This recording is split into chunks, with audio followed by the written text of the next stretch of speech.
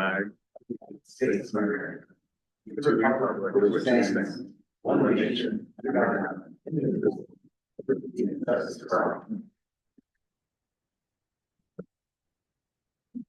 Welcome everyone to our October board meeting. Robbie, would you like to call roll? Yes, Bridget, Brandon, Laura, and Brent are all present, and Ryan is absent, and it's used. Ready? Thank you. All right. Well, before we begin, I will just briefly go over the process. I think most of you know, but I will say anyway. Before the board takes any action on any item that's on our agenda tonight, there will be the opportunity for public comment. There'll be a motion and a second, the opportunity for the board to have any discussions the trustees want to have. And then I will call for public comment. And if there's any public comment on anything that's not on our agenda tonight, the time for that is right now. Do we have it? I do not have anything. Then we will move along to our communications and reports. There is the exhibit, a report from our principals. We aren't reading that into the record, correct? Okay. It'll live in the agenda. Perfect. Then I believe we can move along to your update, Rob. I have both my reports there, the budget year to date and the Northwestern Energy spreadsheet. We're getting to months now where we will be able to see a comparison from last winter to this winter, but it's been kind of fun to just see things. We'll keep doing that for a little bit longer. Count day was on Monday. Our count is not officially submitted yet. There was a little hiccup with it. You have to go through this whole process. So I have to do 4 different ones for different grades, K4, 5th, 6th, and then 7th, 8th. You have to run a test. You have to generate each one of those. Then Kathy has to go in and certify, then I have to go in and resync, and then I have to upload in a whole different system. We did all of that and uploaded it, said it was successful, printed the report, and the report's only 5th through 8th. There's no reports. So we've been in contact with OPI and they're helping us figure that all out, but I print my test reports. So the number should total 531 when it's all on there, which is up 14 from last fall and 10 from last spring. So definitely moving in the right direction, and I like to see those numbers. I think that's all I have. Any questions for Robbie? Thanks. And then we will move on to your report, Dale. All right, thank you. So first thing I want to just get it on the public record so everyone knows that our accreditation status was restored to what it was supposed to have been last year, that through whatever mechanism got wrongly scored, in my opinion, resubmitted the same artifacts that we submitted the first time and said, fix this. And then OPI accepted my submission, but that actually had to go to another meeting of the Board of Public Ed in order to get changed, because the Board of Public Ed actually does the accreditation. And we were among, I want to say 14 districts whose accreditation status was changed as a result of an appeal. There were another several dozen who had their appeals approved, but it didn't change their status. And there were a couple that were just flat out denied because who knows why. But we were not the only district who said, I think something's not quite right here. So that's good to know. And it's also good to know that they listened and everything was good. I'm glad to have that under our belts. Wanted to let you all know that the Missoula County Interdisciplinary another team, it has actually been meeting now. That's a long time coming. There are counties in the state who have been going for 6, 7, 8 years. What it is there's a statute that says each county actually has to have this interdisciplinary team, and they have to meet periodically, so submit their own rules for conducting meetings and so forth. The big point of this is it creates a pathway for exchange of information between social services, law enforcement, and school people, that in the event that there's a crisis with a student or a safety emergency, all those silos come down anyway. But when a student's in crisis or there's bad things going on, and we need to talk with these folks, normally we can't just have an open conversation with CPS, right, about a student who's having a problem. And the sheriff's deputy can't tell us, hey, we had 6 deputies at this trailer court last weekend, and here's what went down, kind of handled with care sort of thing. We don't have that without this team actively meeting on a regular basis at the county level. Now, at those meetings, we don't actually discuss those cases because those things are discussed in real time. But in order to keep those lines of communication open, we have to have this interdisciplinary team. Going way back, the county commissioners did form the team, but it was inert. Nobody ever did anything, that never met. Nobody even really knew the commissioners had authorized it as per the law. So actually, thanks to Jim from Bonner and Aaron Lipkind, our county superintendent of schools, for kind of getting that resurrected. Took a long time. It's a lot of different agencies. They don't want to go to a meeting at 11 o'clock on a Tuesday, and I don't blame them. But they're getting there, and we're getting them on board, and we're signing things like confidentiality agreements and that kind of thing, so that we can keep this conversation going. And it's a good thing for kids in the long run. So I guess my point is, you probably never heard of it before, although it's supposed to have existed for at least the last 6 years, and now it finally exists. It's a good thing. I want to talk about school funding in a minute, and also want to just let you know that we're still making progress on the health insurance trust that we're trying to stand up on behalf of schools across the state. I did end up on forming board of that because of my affiliation with the superintendents last year as the president of the State Superintendent Association. But I'm still on the board for forming this trust. Thank goodness we have one employee who's doing the legwork on a day-to-day basis. He's a former employee of Blue Cross Blue Shield, knows the landscape in Montana very well, and knows the commissioner of insurance commissioner, all the right people to get this going.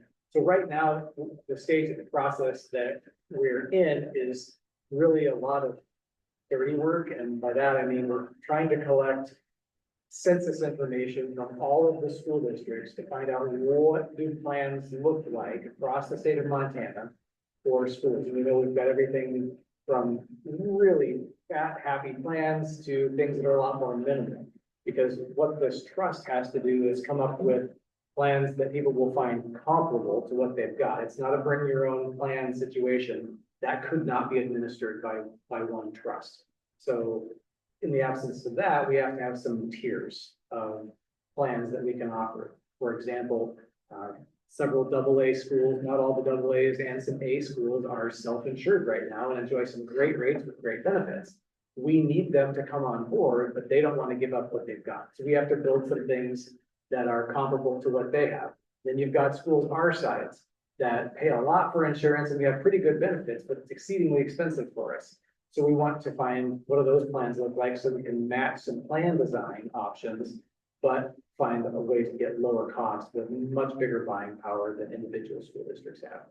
So we're trying to put these things together so that by the spring of 25, so this coming spring, folks can sit down with actual sample plans with actual costs at the district level, and every district splits up how they share those costs differently, but we can say, these are what these plans cost.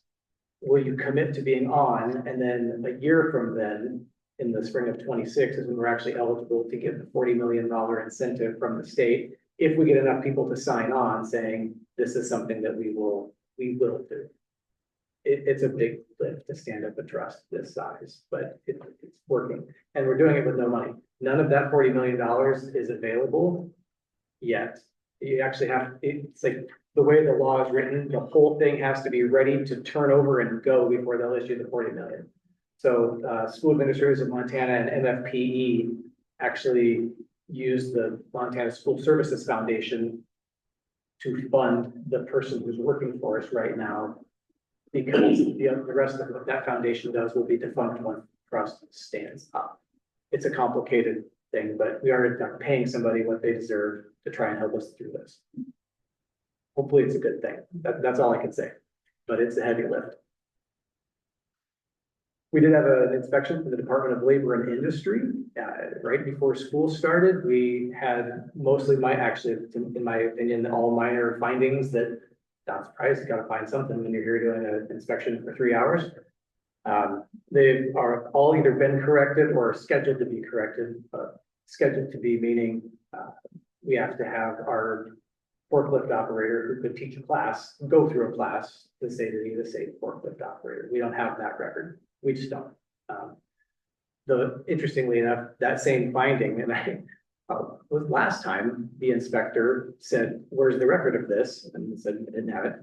And he said, "Okay, go out to at the time we had building 1, the shop." He says, "You," meaning me, "go out there, set up an obstacle course, observe the forklift operators navigating the obstacle course, write us a letter saying that you think they're good." And so I did that, and they signed off on our last inspection. So I said, "Do you just want me to sign off again?" He goes, "No, you have to have a class." So we said, "We're gonna send him to the class." It's fine. Other things were managed to find one fire extinguisher with the wrong tag on it, that didn't need to be in that space, so we just took it out. And a few other things, but we're either compliant or scheduled to be compliant with all the findings in that Department of Labor and Industry. Everything was very minor. He was super impressed with our building and our people overall. So that's really good. I have 33 kids on the close-up interested list right now, which is a big list. Pretty exciting. Just right around 20 have actually paid their $40 participation fee, which makes them a little more serious, and we'll get a few more. So we're going to be, I suspect, in that low to mid 20s range again, just like we were last year, but it's great. I'm super excited to see so many kids who are interested in the close-up trip. So if you'll give me a minute, I'd like to talk about the STARS Act. Is this good enough time? This is the new funding. So over the last few months, I've said quite a bit about some funding legislation that was probably could be coming through, given some, and I talked about how some of those could involve adjustments to our current formula and putting a greater weight on quality educator versus the number of seats that students fill on a day-to-day basis, because we have a big fluctuation in budget with a small fluctuation in students, right? So that stuff that I have been talking about is kind of on the back burner right now, likely to be presented during the 2025 decennial study, okay? So we will present, I mean the school, public school partners, will present something like that for the decennial study for consideration, but that means that any of those solutions that might be implemented are several fiscal years away. I was hoping we'd have some small fixes this coming year. So small fixes this coming year is what's going to be called the STARS Act. And this, we actually have 2 bill sponsors already for this, and it's in the hopper. It's not actually on the list of bills with names yet that I could find, although anybody want to take a guess at how many bills are already have names at the legislature for 2025? 562. 500, and that they don't have any text yet, but 562 already.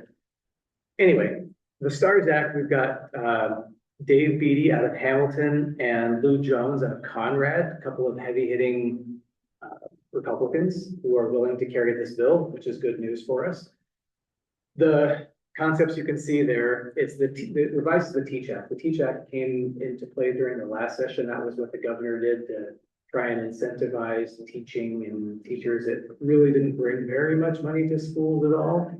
We managed to get $18,000 or $20,000 out of it because it incentivizes teachers who are in their first 3 years of teaching, not just the first 3 years at your district, just in the profession. That's fine, but there just aren't that many coming into the profession right now. So every school got something from that, I'm sure, but it really wasn't enough. So it revises the Teach Act, and everything that I'm going to be talking about is 100% state funded. So this is not local tax base at all. It has nothing to do with our local mills in any way, shape, or form.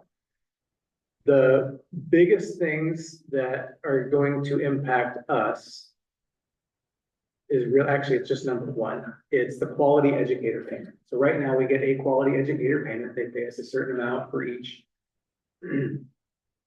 qualifying teacher. Let me back up for a second. The Teach Act only is not the same as quality educator. What the Teach Act did is it gives us an extra quality educator payment, an additional payment for those teachers who qualify. So we had 6 one year and I think 5 another year. It's relatively small number. So we got an additional quality educator payment.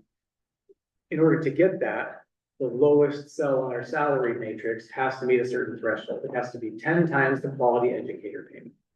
Okay, so current quality educator payment is about $3,700. So our minimum cell has to be 37,000 in order to get round numbers here. But it has to, in order to get that incentive. For some school districts, they can't even afford to get their cell to that minimum. So even if they have 12 new teachers, they just can't make it work financially.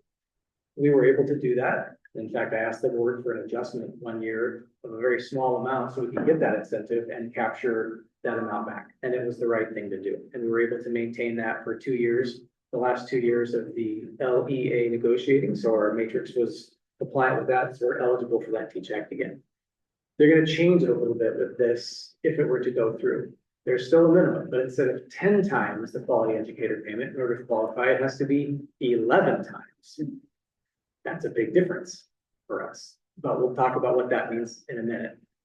So instead of 10, it has to be 11 times. So that's going to go up.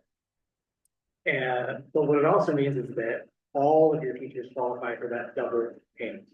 So they're essentially, if you can meet this new threshold of paying your teachers enough, quote unquote, not, but that new bottom line, then they will basically double what you're going to get for the quality educator payment. They can fund that all through the state.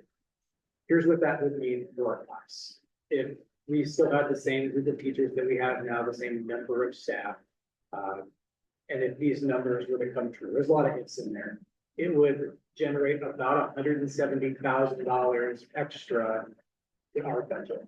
That's what that would mean. Okay, that's good money. That's something. However, if you were to simply adjust the existing salary matrix, it has to go up 11%, almost exactly 11%, and just matriculate that all the way down, and nobody were to move a step or a lane, it would cost us about $220,000 to do that. That still puts us upside down. So, and we're not the only district that's going to be in that case, in that boat. There's most districts in the state have a salary schedule that has some mechanisms that look like ours. They were all invented about the same time and they've all changed, but they all work about the same way. So what we need to do early on, even before this becomes law, assuming some version of this is actually passed, is we need to get together with the negotiators and the teachers union, because we're negotiating with them in the spring anyway, and say how we got to start brainstorming ideas on how we can meet this new threshold to capture this new money to put it in teachers' pockets, but not turn the district budget upside down in order to do so. And I think everybody wants to come to the table and do that. I just wanted to explain for everybody why that needs to happen. So the bottom has to go up 11%, but we probably can't matriculate that out exactly as we normally would for a raise to base. Something's going to have to change with the matrix. The sponsors of this are not bashful about saying for a lot of districts, that means compression of your matrix.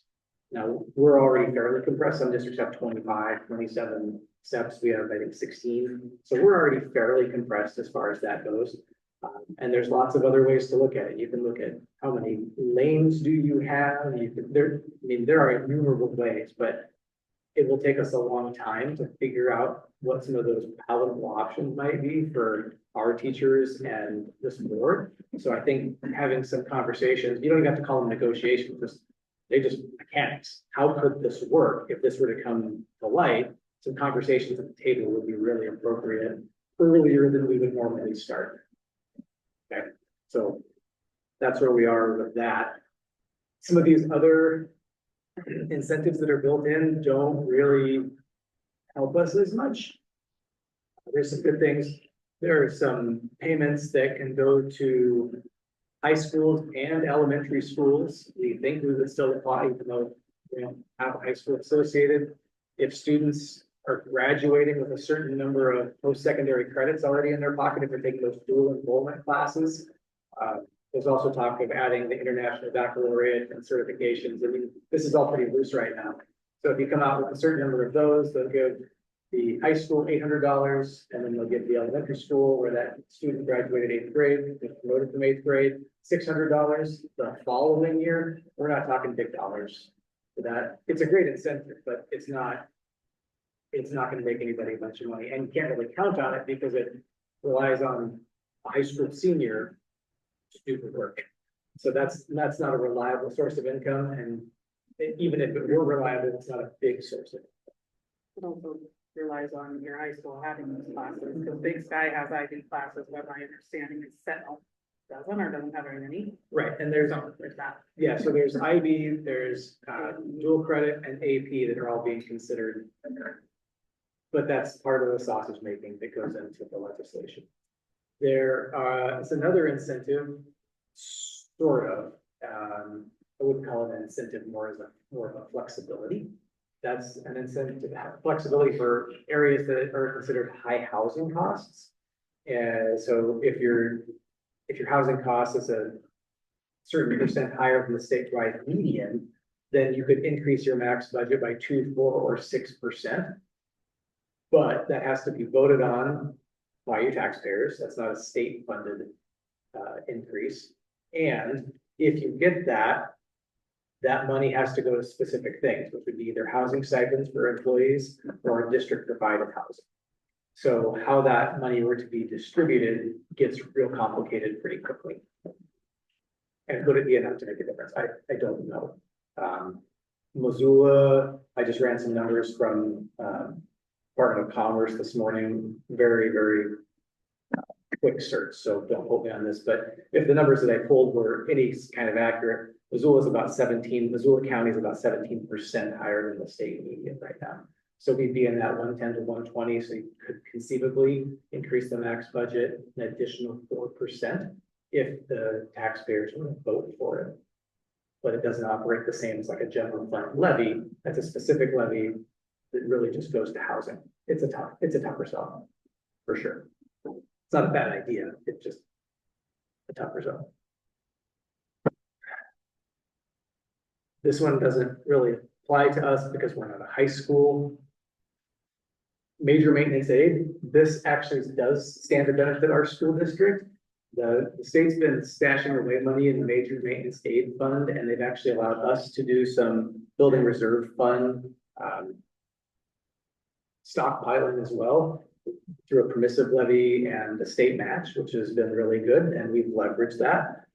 So there's a possibility that the major maintenance fund is at the state level is now a place where they could actually start pushing out a little bit more money and to start covering things. And again, who knows what would actually come out of the legislature, but for major building projects or schools to leave them and for debt. And services. They've done that. Inquire for that. Could the state pay down 20% of our bond? Yeah, they could. I don't expect that to come out, but they can actually reduce the amount of major maintenance aid. And then I don't really understand what the credit for all state funding part is, to be very honest. I think it's intended to be some mill equalization, but that's going to come out in the decennial study as well. So there we go. That's kind of a high level view of the STARS Act. Try and answer questions, but this is about what I know right now. This 2-pager, by the way, was actually developed with the sponsors of the bill and the Legislative Services Division. So this is a fairly accurate representation, at least as of end of September, what the current vision is for the bill language, or intent is for the bill language that is yet to be developed. Any questions for Dale? Yeah, I got a couple. Maybe on this first, like. Yeah. Do we go like, so this is a bill, not, it's gonna be. At the legislature, correct? So like if you go down to like, I think it's like number two, maybe? No, this way.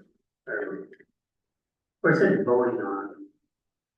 So is that our district voting on? For the high housing cost part? Let's see. Right here, voted, non-voted levy.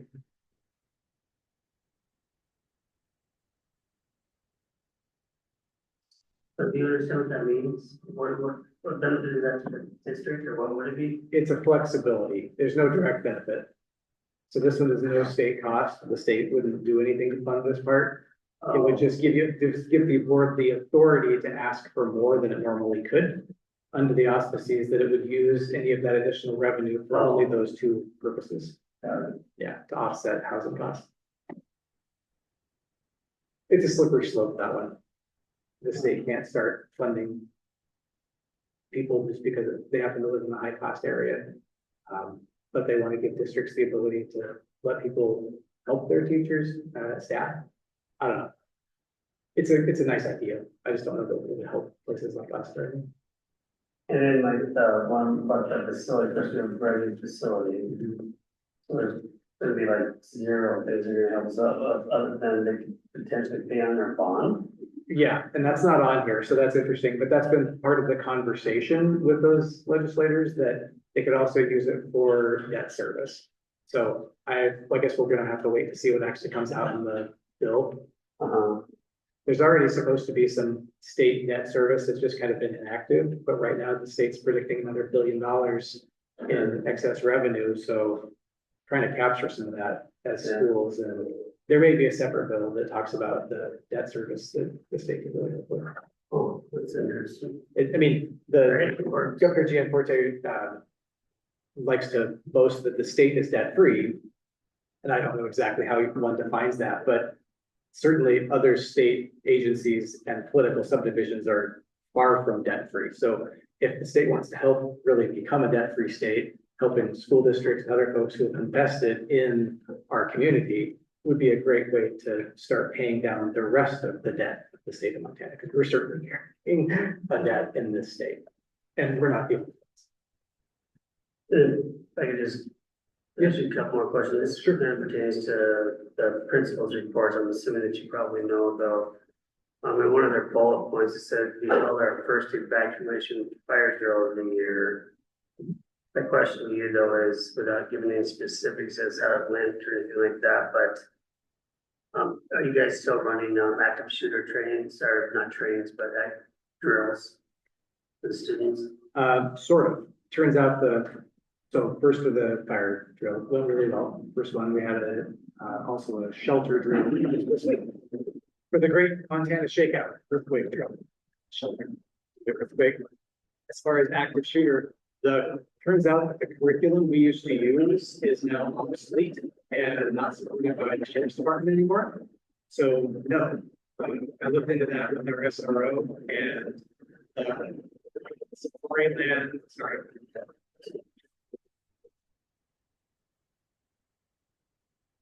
I can wait a second. We used to use the Safari Land curriculum that sort of the law enforcement and all the agencies, so we kind of have some unified language that we were all using on those. Turns out that Safari Land shut that down, and the sheriff's office has not replaced it with something yet. So our resource officer is actually working with his higher ups to find out what the contemporary thing that we can teach in schools is. Now, we still do lockdown drills and, those sorts of things, but we don't do the active resistance right now like we used to, even though some of our staff is still trained in that. We got to find an alternate curriculum that gets some of those same principles, because too many lawsuits from the active resistance, as it turned out. So for like the University of Montana, I thought we partnered with them to try to come up with some sort of plan. Oh, yeah, we've got ELP. And through that plan, are we implementing any of those measures from that plan? And Yep. Students know where to go, what to do. Yep, and they're all on that. I mean, the real nuts and bolts version is on those posters that are all over the school. That's the 5 practices of the Standard Response Protocol, the SRP, which is produced by the I Love You Guys Foundation. And that is the foundation for our emergency response plan. In fact, I was just visiting with principals today, and we'd like to bring that to you so you can have a look at it at the November meeting. It's a little bit tricky. They tell us not to publish it fully, but we talked about it at the board meeting. It kind of becomes a public document. So we're going to figure out a way to make sure you can get your eyes on that and see it. without giving away, there's nothing that's really top secret in there, frankly, but, want you to have a look at it, and there's also some parts we have to add that aren't part of the national, standard response protocol. Things like, a Montana-based threat assessment document that is required for Montana legislation. So that has to be kind of an appendix to that, that otherwise doesn't exist in the document. And should have a chance to look at what that looks like too. So when somebody says something that's usually just stupid, what's our protocol for going through the level of threat, the level of reality, what's the likelihood that this could actually take place, those sorts of things. Right, thanks. And then last, I know I wasn't there last month, but of course, we have a new hardware store in town. And like always, I would like to encourage you and your staff to use all of our local places to do business. Already done. We got an account set up there. We were in there on your first day. Right, let's introducing ourselves. That's our first stop. Anytime we need to go somewhere. There's been a couple times when we say, hey, we can't get that in time. If you needed it right away, but we've ordered things through them already. So we've definitely been supporting them. And they've noticed during their grand opening a week and a half ago, they did a auction / raffle of a grill thing. And we were the beneficiaries of that. And they brought us a check for $350 just on Friday, Monday. Just a handful of days ago, guy walks in and handed us a check. So we're establishing a good relationship with that. Awesome. Yep. Thank you. You're welcome. Thanks, Dale. We're gonna move on to the consent agenda, which includes minutes from our September 12th meeting and some expenditures. I'll move to approve the consent agenda as presented. Second. Any comments or questions from trustees? Yeah, just one quick one on the expenses. What was the Pine Cove Consulting? Pine Cove is the contractor who installs our cameras.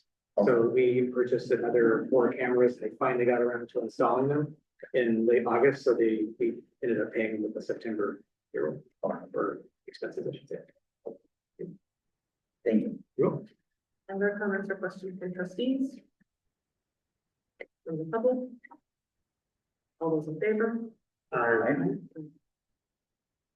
looks like next order of business is a policy update for our activity fees. I know we've spoken about this before and discussed increasing the fee from $35 to $40, which took effect this year. It looks like we have a policy to officially reflect that. Yeah, honestly, I be very transparent. I did not know that the policy even existed. If the last version of it predates me being in this office, we've just been rolling with it. It's been woefully obsolete for a long time, and we've just been adjusting our practice. But now that we know that there's a policy, we should adjust the policy accordingly. So, yeah, we did up the fee to $40. It hadn't been changed since at least 2014. Probably could have been before that though. And it was also, the policy is very specific to certain activities. We have a lot more activities now that might require this fee. So my recommendation is that you give us the flexibility to determine which activities those are, because sometimes they come along kind of quickly and we don't necessarily want to have a policy change in order just to enact that. The way I would determine that, or the way we have been determining that, is there extra cost? Is this, first of all, is it a something that is required because of a class? Is this part of a class? If it's part of a class, there's no participation fee. That's something that we've decided to do as part of a class. Even if it's voluntary, that's something we've decided to do. So there wouldn't be a fee necessarily for that.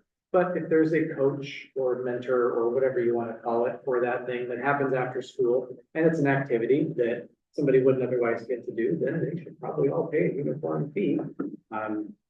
And sometimes those activities also come with third-party registration fees. Like if we were to do robotics, if we do battle of the books, we do incur costs with all those. Most of them require transportation at some point.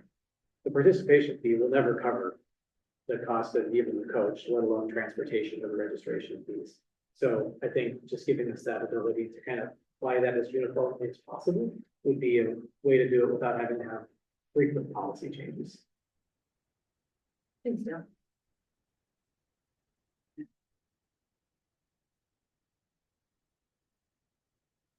Move to approve changes to policy 3530 as presented. Is there a second? Any comments or questions from trustees? I guess I have a question. Are you asking the board that you would have control over dictating where fees would, which group of fees would go to? No, anytime we charge a fee, Robbie sets up a sub account for that activity, so we know exactly what money's coming into the account or going out for those different activities, just like a budget line item. Like, So like basketball, it's all kept in the student activity account, so basketball participation fees come in, it goes into girls or boys basketball, and then I pay the refs out of that line, I Sure. pay their busing out of that line, all that, so there's a line for each one.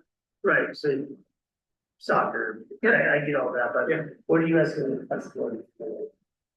I'm asking you to not name all the activities in the policy, because it's something that's going to be a fluid thing, like this still says flag football, but we've been charging a participation fee for soccer for the last 9 years since we've had a soccer team, and no change in policy, so I'm recommending we strike the specific activities and give us the flexibility just to know that we charge a participation fee for those activities. We charge for like art club, choir, that's been going on for a few years and they're not listed in here. So you kind of activities come and go sometimes.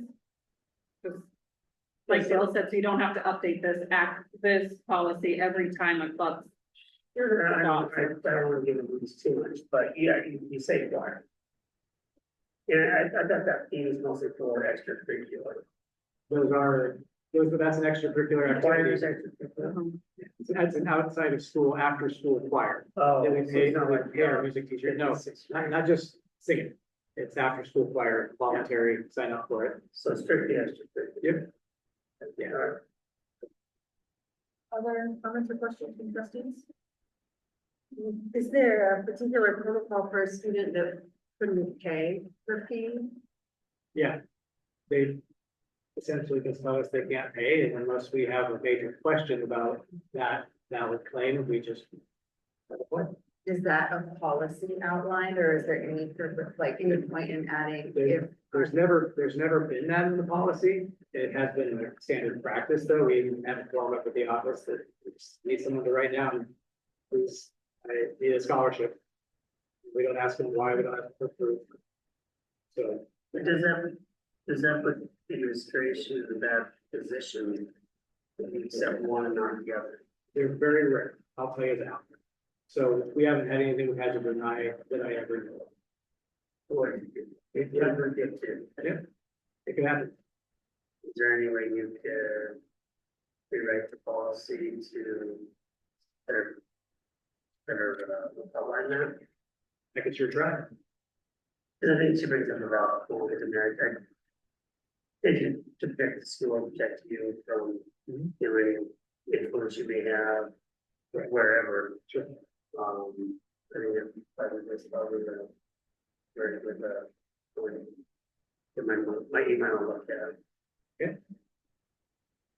I think it says in our extracurricular, co-curricular handbook, which is a procedure that anybody who needs a waiver just needs to ask. So we do, so people know that it's out there. It's not hidden, but they can ask for a waiver of the fee, but I don't think that procedure outlines how we would actually go about determining if it's legit or not. And people have suggested that, it would be true of if you have free and reduced lunch. That would be an automatic, but then that kind of means that anybody with free and reduced lunch could just waltz in and say, well, I want the fee thing. And so now your fee structure kind of goes a little bit wonky once that word is out, that, oh, everybody who's on free or reduced lunch just, they don't have to pay those fees. A lot of them do, actually. A lot of them are able to pay these fees and make that a point. So I think we can, but it would be, it gets wet pretty quick and it sticks. I guess another comment I will make, and I've always had a sour taste on my mouth over this one. Yeah. Mostly because, not because of the fee, I get that. But for example, during COVID, we ultimately, we opened up the school, but we closed the school. We didn't travel, we didn't do anything, and the school was still charging fees. I didn't think that was right at the time, I don't think it's right now that we did that. And I don't know that I want to give you guys that authority to say, you know, we're gonna do X, Y, and Z. I think that should be a board decision. Cause I honestly, I thought that that was very poor. The school made the basketball team pay $35 when we weren't traveling, when we weren't really doing anything. We're just trying to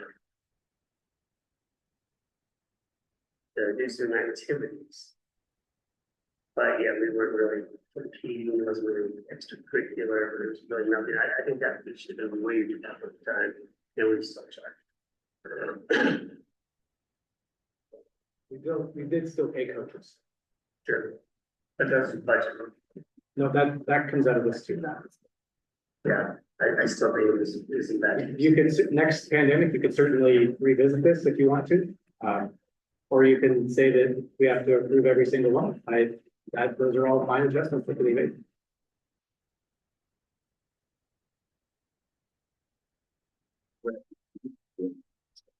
Yeah, I Especially if it's a pandemic. would much rather have the decision making lie with the administration here. I feel like the board does not need to be involved in every decision about whether we're gonna charge a fee for soccer or for the value of extracurricular band for the fee. I trust the administration.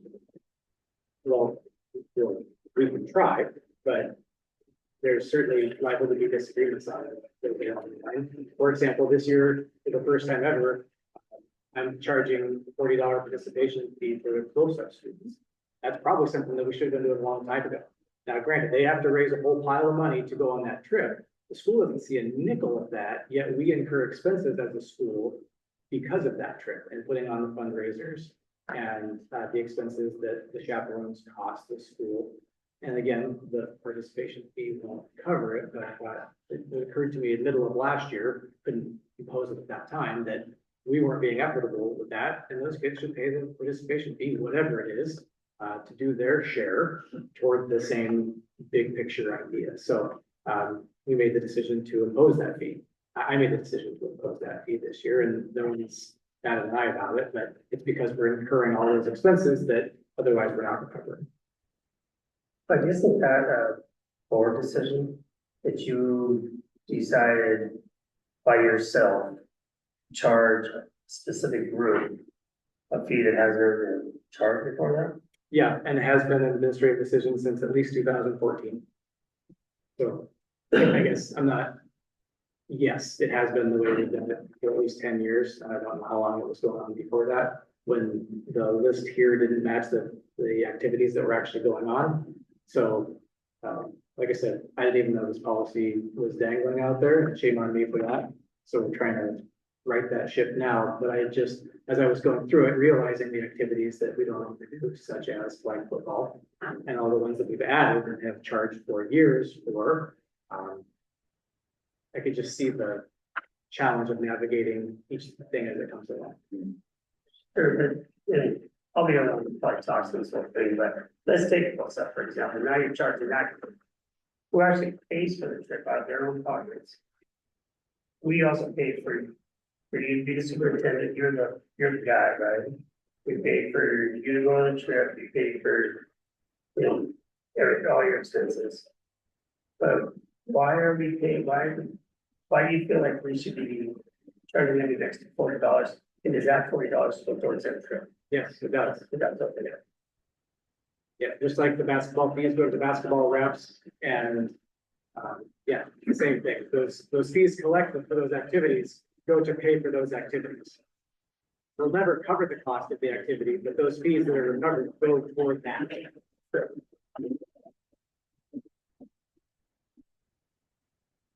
All right.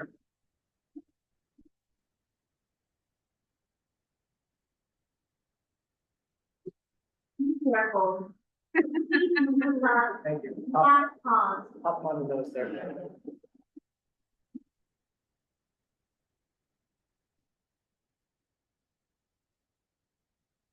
Other comments or questions from trustees?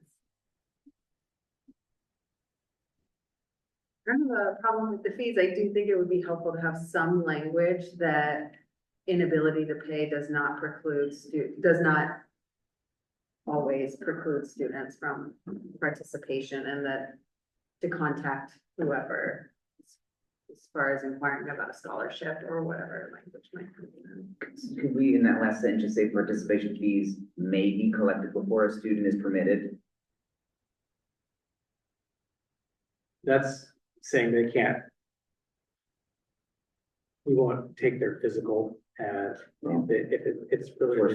really, yeah, it's really saying that.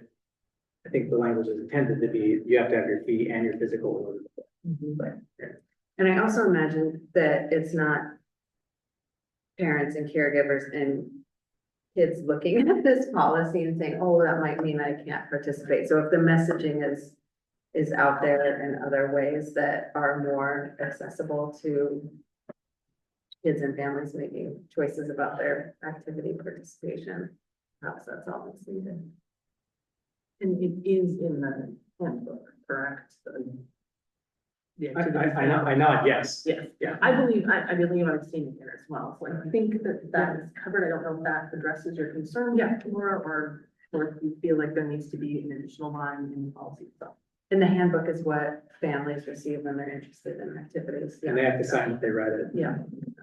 Or receive it, I guess. So going back to the may shall be required, whatever. So in the first sentence, did we say students who participate in activities may be required to pay a participation fee? Mhm. So then it's not so out there, but at least it's saying we could, it, I mean, we could get that. Here. Yes, They can't enter the. right. But that one little change might, at least for this piece of it, might loosen up that.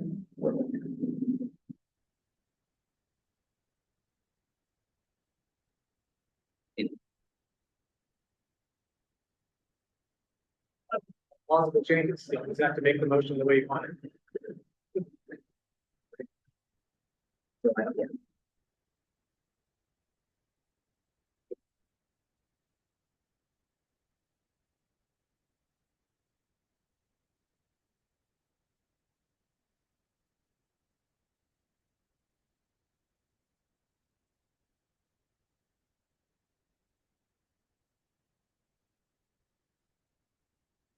That would make it two, right, like that. Neighbors shall. Or the will be required, may be required.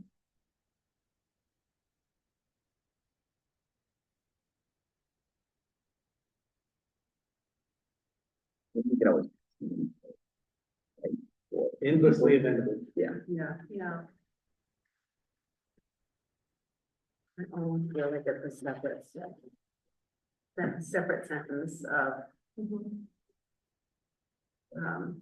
I can. inability to pay does not equate to exclusion from activities. I would accept that amendment to my motion. If needed. So just to clarify, we're talking about adding a sentence that says something to the effect of inability to pay will not exclude a student from participation. So Robbie, are you following this for the minutes? Wonderful. Thank Or you. what's being recorded. I know, I like that part too. You'll see now. Okay, so it sounds like we have a motion and a second, and then a friendly amendment to the motion. Any comments or questions from the public? All those in favor? And Aye. Also.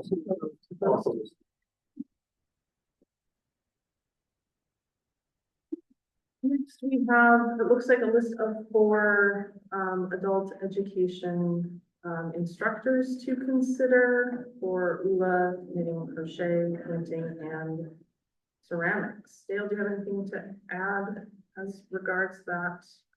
I don't. Okay, perfect. is there a motion? I'll move to hire Kim Bombard, Isabel Cole, Liz Boats, Susan Black as adult education instructors. Second. Any comments or questions from trustees? From the public? All those in favor? And it looks like we have some substitutes to consider. This is good news. It sure could be if they really want to work, they bothered to apply. Yeah, so I'd recommend those 4 individuals, for employment as subs. I'll move to approve the slate of substitutes for the 24-25 school year. Second. Any comments or questions from trustees? Any public? All those in favor? Aye. Aye. All right, looks like we have a couple of informational items. No school on October 17th and 18th. Picture retakes are on the 22nd. Looks like our next regular meeting is the 14th of November. And, we do need to set a date and time for a special meeting. Yes, please. Okay. So my understanding is we're looking at the week of the 21st. Is that accurate? Dan? I think next week, with the 2 days off and some other things that are going on, is going to be a little bit tight, so I would recommend looking at the week of the 21st. There's, so we have a 1700 policy, 1700 is our standard complaint procedure. We do have a parent who is escalating their complaint, who has escalated to step 4, which is the board of trustees. This is pretty rare for us. But they have requested to do so formally, and so that means that we need to have a special meeting. It's a kind of a hearing, it's really what it is. And in this particular case, it involves a student. Student's right to privacy will certainly outweigh the public's right to know. So after opening the meeting, it will be closed to the public. So it could happen in a conference room or something like that, but I would ask you, and it can be any time of day if you want to do it morning, if you want to do it at the end of the workday. It can be 8 o'clock, 4 o'clock, 7 o'clock, doesn't matter. You just set the date and time and see how it goes.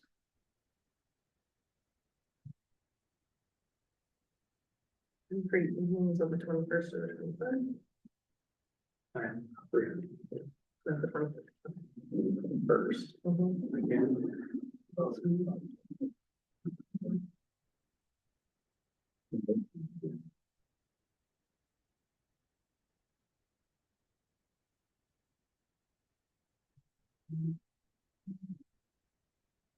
So, I'm available for all the rest of you.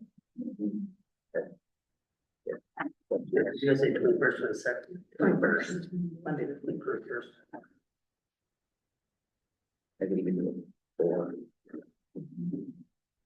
Yeah. And how you would Yeah, I can do it 4 if that's. 21st to 4. Right, certainly plausible online.